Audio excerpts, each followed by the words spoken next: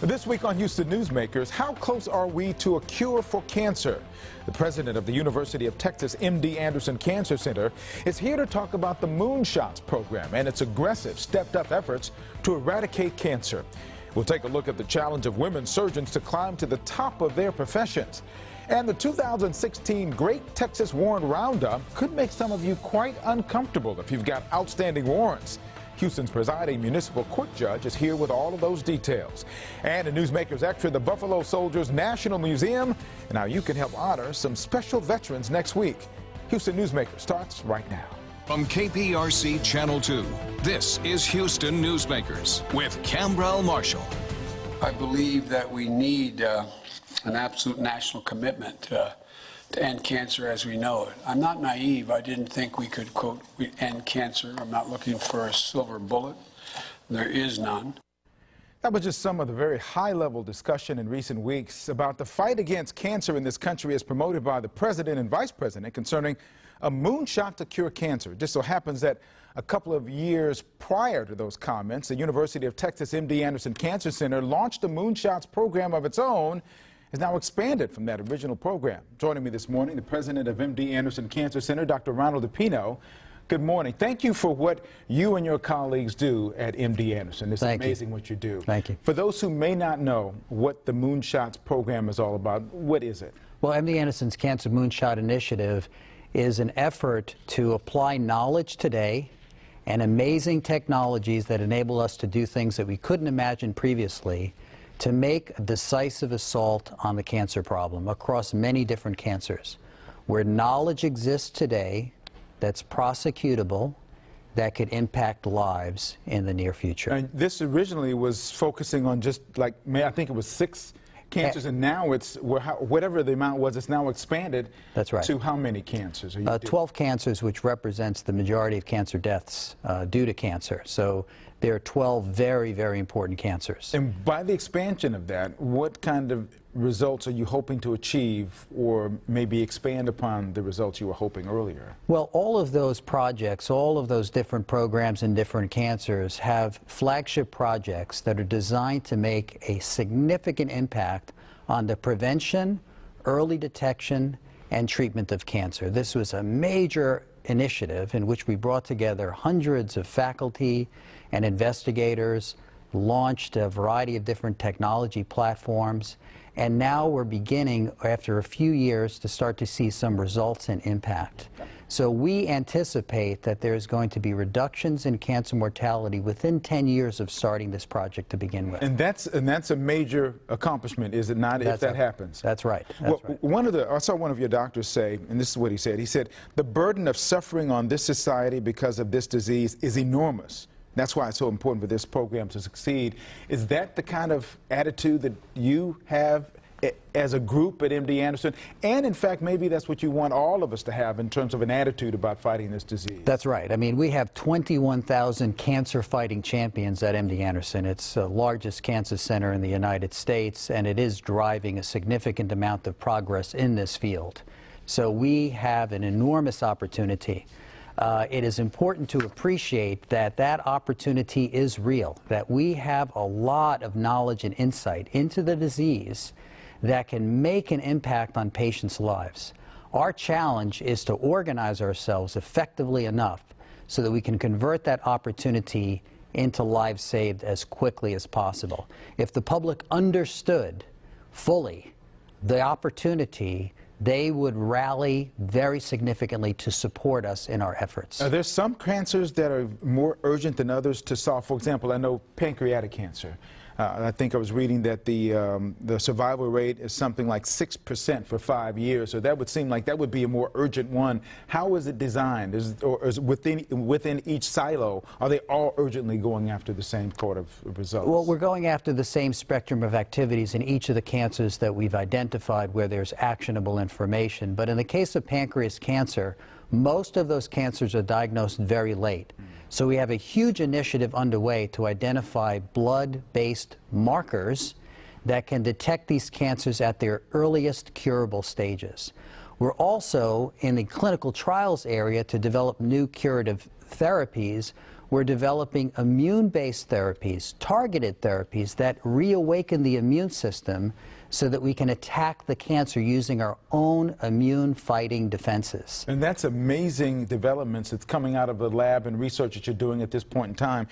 About this, it seems to me that that's all part of the effort to educate the community as well. What kind of things are you doing in MD Anderson as far as that part, the prevention and education part for the community? Well, it's important to appreciate that up to 50% of cancers can be prevented. So if you understand what causes cancer in the first place, that provides enormous opportunities that you and I have to prevent the disease from happening in the first place.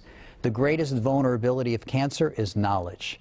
So if you know that early childhood sun exposure, for example, from tanning beds or skin peeling sunburns, causes melanoma later in life, simple sun protection methods or avoiding tanning bed use would lead to a significant reduction in that disease in the first place. I know that you were taking proactive against those who were not vaccinating for HPV as well. That's another window of opportunity. So 80% of the world's population is infected with this virus called HPV. Depending on the subtype that you get infected with, you may get a cancer-causing HPV virus. There is now a safe and effective vaccine that can prevent over 90% of the cancers associated with HPV. Millions of individuals that are subjected to pain and suffering as a result of that virus no longer need to have that. However, it requires that children around the age of 11 get vaccinated. I have 3 kids, ages 11, 13, and 14. They've all been vaccinated. Well, I'm glad you're here. I remember a couple of years ago we were sitting down and we were having this conversation before the Moonshots program started, and the progress has been amazing up to this point. I want to make sure everyone knows where you can go to get more information about what we've been talking about this morning. Website for you to get information on this very important project on how you can help, if you so choose, which I hope you do, cancermoonshots.org. That's where you'll find some very comprehensive information about the challenge and the fight to end cancer. You can also call 713-792-6161, but that website is very comprehensive. Dr. DePino, thank you. Thank you very for much. what you're doing so far. And the next time we sit down and we have this conversation, I want to know that we've eradicated some cancers. We're making a lot of progress. I'm an eternal optimist. What can I say? As am I. Thank you for what you do. Well, just ahead. We stay on the hospital theme, but this time it's all about women surgeons in the operating room, how many there are, and the challenge of adding more. That's next when Houston Newsmakers continues.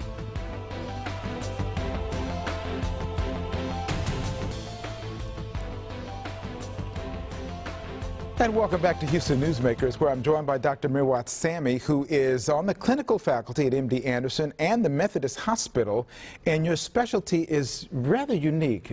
Tell me what it is, because I have a difficulty pronouncing it. Sure. I'm an oculoplastic surgeon. I'm a board-certified ophthalmologist, and I've done further training and specialized in plastic surgery of the face and the eyes. Mm-hmm. And I know that at the MD Anderson part, I mean, you must be working on trying to help people who've had cancer or working with that sort of thing. That's correct. I do.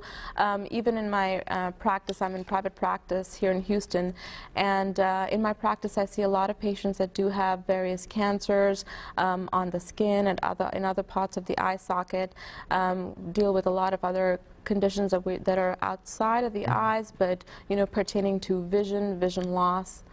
Not many people do what you do. Is that correct? It is pretty unique. That's true, Cambrel. And how did you focus on that?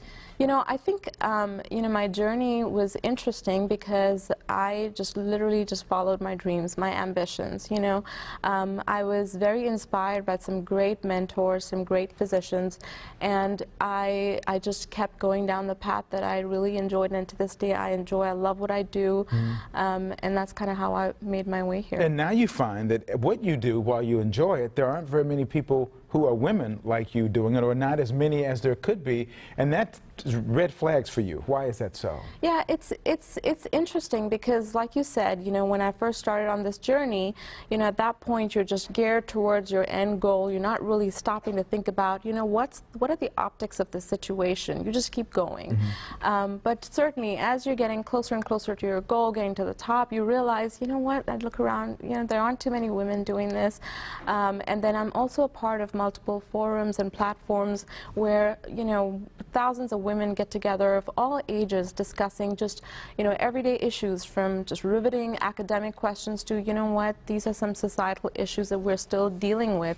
And so it brings to your attention just the gender bias that we still have, you know, in our society. What's the negative downside from that, and what do you suggest as a way to change it? I'll tell you, 32% of all physicians in the U.S. are women. And that number is definitely increasing. I think it's great. 32% of women are physicians. That's part of the workforce, but we're also the workhorses, you know, and that's an important thing to remember. You know, we just recently celebrated the first National Women Physicians Day, so this is a great topic to be discussing this month, Campbell, and I thank you for bringing this up. You know, it was the first ever such day, and the idea was to unify all the members of our community, medical community, and just recognize how far women have come since the 19th century, when the first woman in the U.S. graduated from medical school. And you would like to think that when you're a woman physician who's moving up the chain, that there would be more opportunities for women in leadership positions, which may not exist right now. That's right, and in fact, many surveys have been carried out that show that, especially when it comes to academia, when it comes to leadership roles, women's numbers certainly dwindle. If you think about it, 50% of medical students in the United States are women, but only 32% are in practice. What could explain that gap? And I think a lot of it is just a lot of society pressures. You know, you might have heard of these social media campaigns that have been in the news in the last 1 year. I look like an engineer, I look like a surgeon, and these were all in response and to negate gender discrimination that's still pervasive in the society. What do you want people to do? You know, I think that it's really important to first of all accept that, yes, we are equal, but not the same. You know, I think that's key. I am not a feminist. I never was. I think I had my parents were very supportive. It just never occurred to me that, you know, I couldn't do what I wanted. I worked very hard to get where I am, and I stand shoulder to shoulder with my male counterparts. And I love including your husband. Including my husband. He's an interventional cardiologist. He's worked extremely hard to get where he is. And I think that even now, there are moments when he's probably prouder of my achievements than his own. And it's probably because he knows the struggle was that much more real, and just all the juggling and everything that we had to do to make this Well, I'm glad you're here to have this conversation. We want to just bring that awareness out. That discussion's going on. Exactly. You're discussing it. You want people to know about that. And we're glad that you're here. And we want you to come back and let's do a little bit more about some specific things that you want to do to help make this happen in a broader sense. Absolutely. I think the first step is opening those lines of discussion. And we started it. Fantastic. Thank you. Thank you so much for coming in. Ambrose. Congratulations. She's got 3 cute little kids. It's great. Thank you for coming in. Thanks. Hey, just ahead, you could end up in jail if you've got an outstanding warrant and you're caught during the 2016 Great Texas Warrant Roundup. What you need to know to make sure you're not one of those needing to be making bail. That's next.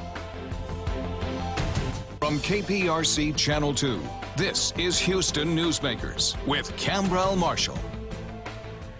Yeah, it's not a good thing to have a knock at your door, and when you look to see who it is, you see armed police officers with warrants in hand and looking for you.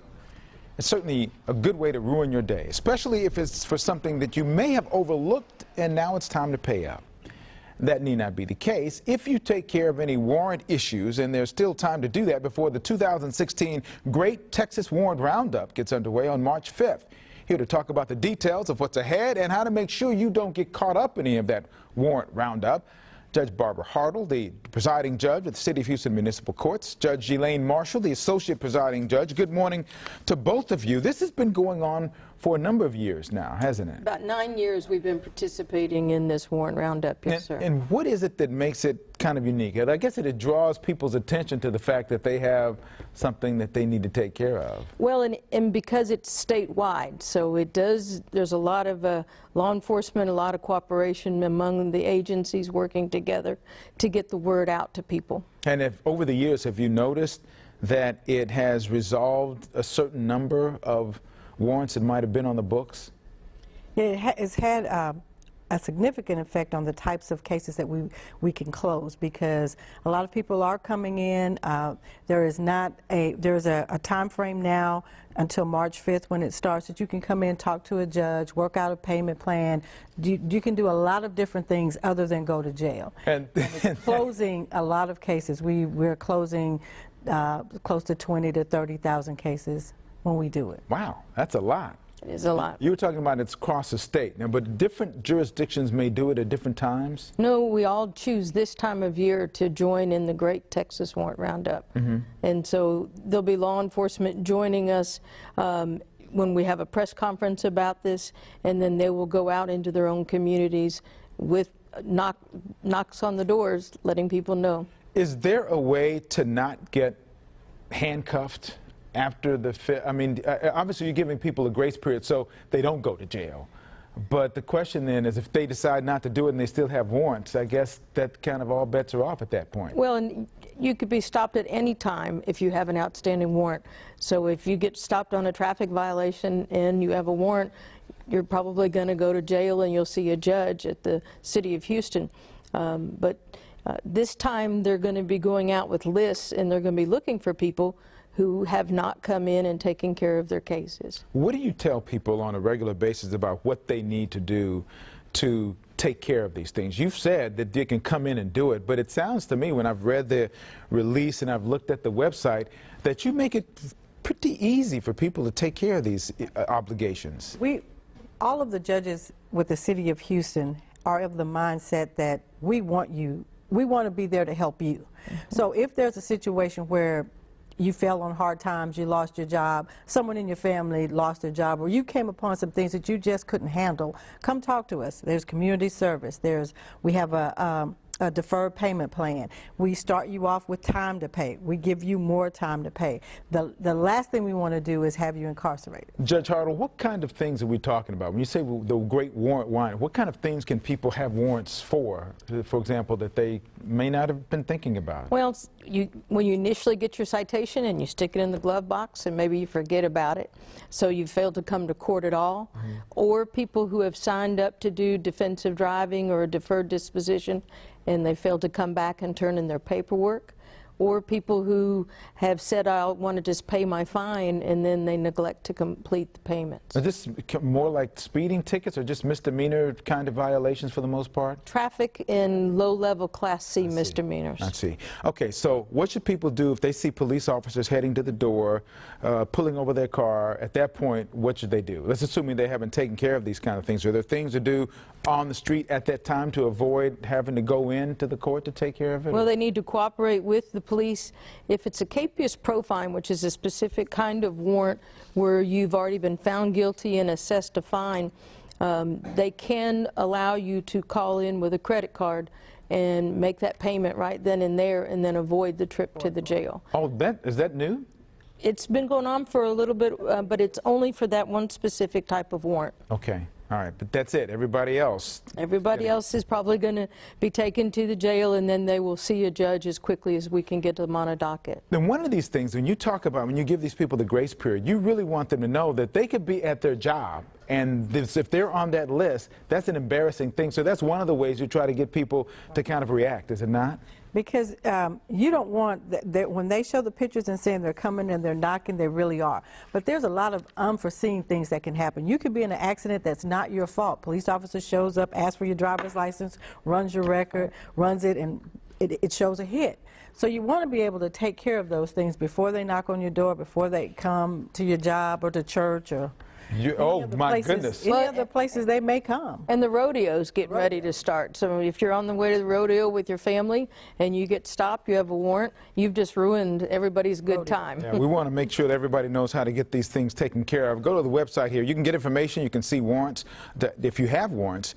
The website is houstontx.gov/courts, or go to Houston Helpline 713-837-0311, or just call 311. That'll get it done. That'll get it done. And we want people to know that if they voluntarily come in, you will not be arrested in the courthouse. Good to know.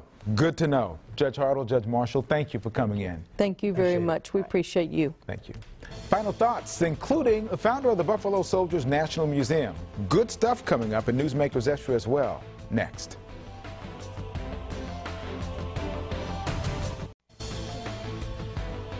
Welcome back to Houston Newsmakers, and welcome to Captain P.J. Matthews, the founder and executive director of the Buffalo Soldiers Museum. You've been here 16 years now? 16 years. What an amazing transformation. You remember where you're just in a little room and expanded, and now you've got your own facility down on Caroline. Oh yeah, it's just a wonderful place. We're excited about being there. And now you have a gala coming up, and that's going to be special. What's that all about? Yeah, it's honoring our military musicians. Yeah, music played a key role in the military. As a matter of fact, James reached Europe, introduced jazz to the French in World War I. And many of the Europeans that come to the museum now, they ask about James reached Europe. Wow. Well, there's a lot going on at the Buffalo Soldiers Museum. We've got a lot to talk about that, and we're going to continue to do that. Captain Matthews is going to stay here. We've got a Newsmakers Extra for you. You can find that online. Go to clicktohouston.com. Under the news banner, clicktohouston.com on Newsmakers, and it'll take you to the week's program information and a link to the extra segment. So you'll find more about the actual Buffalo Soldiers Museum and the event that's coming up this coming Friday. So we look forward to you seeing that. If you'd like to join us on our social media Newsmakers conversation, you can follow us on Twitter at KPRC Cambrell, hashtag HOU Newsmakers. And if there's subjects or stories you'd like for me to take on, you can email me at HoustonNewsmakers@clicktohouston.com. Thank you to my guests for joining me this morning, and of course to all of you for tuning in. To see previous shows or get information on today's program, go to the same link I talked about at clicktohouston.com. We'll see you back here next week when Congressman Gene Green and his primary challenger Adrian Garcia will be here. Have a great day.